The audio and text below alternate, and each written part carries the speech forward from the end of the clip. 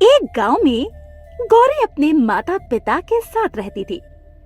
उसे मेहंदी लगाने का बहुत ही शौक था, जिस वजह से वो आस पड़ोस में जाकर मेहंदी लगा दिया करती थी।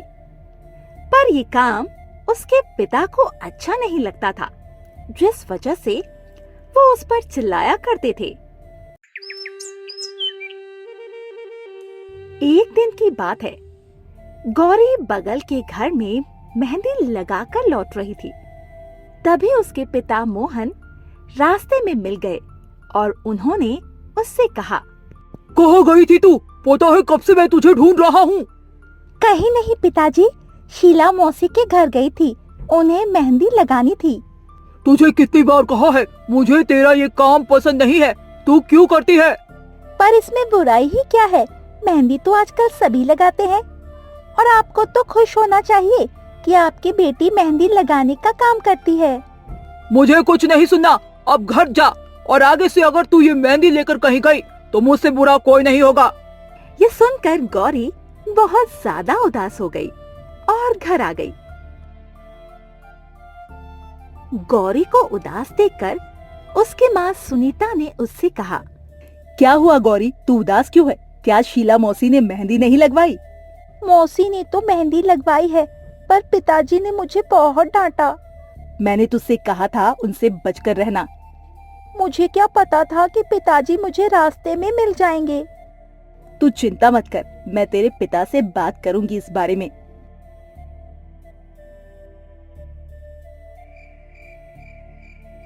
धीरे धीरे समय गुजर रहा था और समय के साथ मोहन बीमार रहने लगा, जिस वजह से उनके घर का खर्चा चलने में काफी दिक्कतें आने लगी, क्योंकि मोहन की दवाइयों का खर्च और घर खर्च चलाने के लिए अब उनके पास पैसे ही नहीं बचे थे।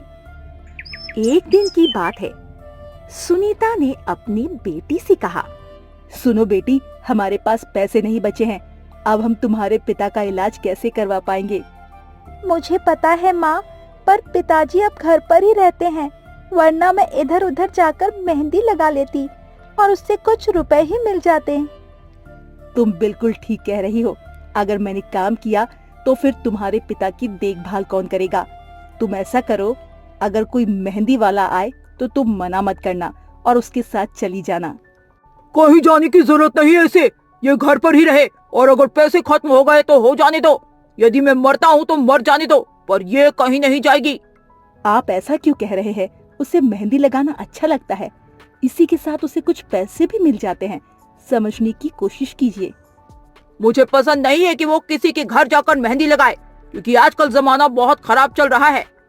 बस इतनी सी बात है, ये बात तो आप पहले भी बता सकते थे। वो कहीं नहीं जाएगी, घर पर तो मेहंदी लगा ही सकती है ना। हाँ, उसे घर में जो करना है वो करे, मुझे कोई दिक्कत नहीं है। ये सुनकर गौरी और उसकी माँ सुनीता बहुत ज्यादा खुश हो जाती है। धीरे धीरे समय गुजरता है और एक दिन रीमा नाम की औरत उनके घर पर आती है और वो गौरी से कहती है, अरे तुम ही मेहंदी वाली गौरी हो क्या? हाँ, मैं ही मेहंदी लगाती हूँ, बताइए आपको क्या मेहंदी लगवाना है? हाँ, मुझे मेहंदी लगवानी है, क्योंकि मेरे घर शादी है और मैंने सुना है तुम बहुत ही अच्छी मेहंदी लगाती हो। क्यों नहीं, मैं आपको बहुत अच्छी मेहंदी लगाऊंगी। इसके बाद गौरी ने रीमा के हाथ में मेहंदी लगाई। मेहंदी को देखकर रीमा बहुत ज्यादा खुश हो जाती है और वो उसे 1000 रुपए देकर चली जाती है। 1000 रुपए देकर सुनीता और उसके पिता काफी हैरान हुए, क्योंकि उसके पिता दिन भर काम करते थे, फिर भी उन्हें 1000 रुपए भी नहीं मिल पाते थे।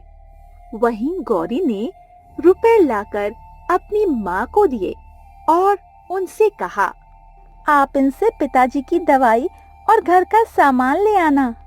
मुझे बहुत खुशी है बेटी कि तूने इतने पैसे कमाए, ये तेरी पहली कमाई है, मुबारक हो। धीरे धीरे उसके घर पर ही मेहंदी लगवाने वाले आने लगे, जिस वजह से उनकी आर्थिक स्थिति सही होने लगी। वहीं मोहन की तबीयत में भी सुधार होने लगा, जिस वजह से सुनीता और मोहन काफी खुश थे। पर मोहन गौरी से कभी भी बात नहीं करता था, जिस वजह से गौरी को काफी बुरा लगता। वो यही समझती कि शायद उसके पिता उससे नाराज हैं, भले ही उन्होंने मेहंदी लगाने की अनुमति दे दी, पर शायद वो ये नहीं चाहते हैं। एक दिन की बात है, उसके घर पर एक टीना नाम की लड़की आई और उसने गौरी से कहा, अरे तुम्हारा नाम ही गौरी है क्या? तुम ही मेहंदी लगाती हो? हाँ हाँ, मेरा नाम ही गौरी है। आप कौन? मेरा नाम टीना है, मैं पार्लर वाली हूँ। क्या तुम मेरे पार्लर पर मेहंदी लगाने का काम करोगी? नहीं नहीं, मैं घर पर ही मेहंदी लगाती हूँ। देख लो, तुम्हें अच्छे पैसे मिलेंगे। नहीं नहीं, मुझे कहीं नहीं जाना, मैं घर पर ही मेहंदी लगाती हूँ। ठीक है, तुम्हारी मर्जी, जैसा तुम कहो, पर फिर भी ये तुम्हारे फायदे का सौदा था। वहाँ तुम्हारी इनकम काफी अच्छी होती। पर गौरी टीना को मना कर देती है। ये सब देखकर उसके पिता वहाँ से चुपचाप चले जाते हैं। तभी रास्ते में उन्हें शीला मौसी मिलती है और वो मोहन से कहती है, अरे मोहन, तेरी बेटी तो कितनी अच्छी मेहंदी लगाती है। तू उसे दुकान क्यों नहीं खुलवा देता है? उसने तो तेरा नाम पूरे गांव में रोशन कर रखा है। पर इस पर भी मोहन ने कोई जवाब नहीं दिया और वो चुपचाप वहां से चला गया और एक पेड़ के नीचे जाकर बैठ गया। वो काफी देर तक इसी बारे में सोचता रहा और फिर घर आ गया। समय तेजी से गुजर रहा था। गौरी के ग्राहक घर पर ही आकर मेहंदी लगवाया करते थे, जिससे उसकी इनकम काफी अच्छी होती थी। पर घर में जगह कम होने की वजह से कभी कभार उन्हें दिक्कतों का सामना करना पड़ता था। अब मोहन भी कहीं आने जाने लगा, जिस वजह से सुनीता को कुछ शक हुआ, आखिर ये कहाँ जाते हैं। तो एक दिन सुनीता ने मोहन से कहा, आप कहाँ चले जाते हैं और रात को लौट कर आते हैं? क्या आपने कोई काम शुरू किया है? हाँ, मैंने एक काम शुरू किया है। जब वो पूरा हो जाएगा तब मैं तुम्हें बता दूंगा। ऐसा भी क्या काम है जो आप मुझे पहले नहीं बता सकते? नहीं, मैं तुम्हें अभी नहीं बताऊंगा। ये सुनकर सुनीता शांत हो जाती है और लगभग एक हफ्ते बाद मोहन अपनी बेटी गौरी के पास आता है और उसे कहता है, चलो तुम मेरे साथ, मुझे तुम्हें कुछ दिखाना है। अपने पिता को इस तरह बात करते उसे काफी अच्छा लगा, क्योंकि आज उसके पिता बहुत दिनों बाद उससे बोले थे। वो भी बिना कुछ कहे अपने पिता के साथ चली जाती है।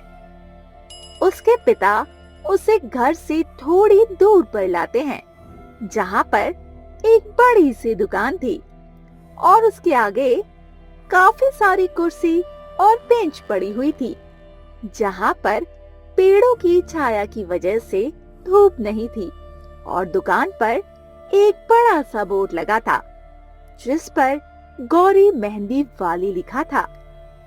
ये देखकर गौरी काफी हैरान हुई और उसने अपने पिता से कहा, पिताजी, ये किसकी दुकान है? इस पर मेरा नाम क्यों लिखा हुआ है? ये तुम्हारी दुकान है, आज से तुम यहीं पर मेहंदी लगाया करोगी। ये सुनकर गौरी की आंखों में आंसू आ जाते हैं और वो अपने पिता के गले लगकर रोने लगती है। आपने ये सब मेरे लिए किया, मुझे तो यकीन ही नहीं हो रहा। मैंने सोचा आप मुझसे गुस्सा होंगे। नहीं बेटी, ऐसी कोई बात नहीं है। मुझे तो बहुत खुशी होती है कि तुम मेहंदी लगाती हो, पर मुझे डर लगता था क्योंकि आजकल जमाना सही नहीं है। इस वजह से मैं नहीं चाहता था कि तुम लोगों के घर जाकर मेहंदी लगाओ। जब तुमने घर पर मेहंदी लगाई तो मुझे समझ में आया कि तुझे अपने हुनर को दिखाने का मौका चाहिए। ये सुनकर गौरी बहुत ज्यादा खुश हो जाती है। इन्होंने तो मुझे भी नहीं बताया, ये सब इन्होंने खुद ही तैयार किया है। पहले तो मैंने आपको गलत समझा, पर मुझे पता लग गया कि बाप बाप होता है, वो हमेशा अपने बच्चों की खुशियाँ चाहता है। ये सुनकर मोहन काफी ज्यादा खुश हो जाता है। अब गौरी अपनी दुकान पर ही मेहंदी लगाया करती थी और उसकी दुकान काफी अच्छी चलती थी, जिस वजह से आस पड़ोस के गांव वाले उसी की दुकान पर मेहंदी लगवाने के लिए आया करते, जिससे अब गौरी बहुत ज्यादा खुश थी।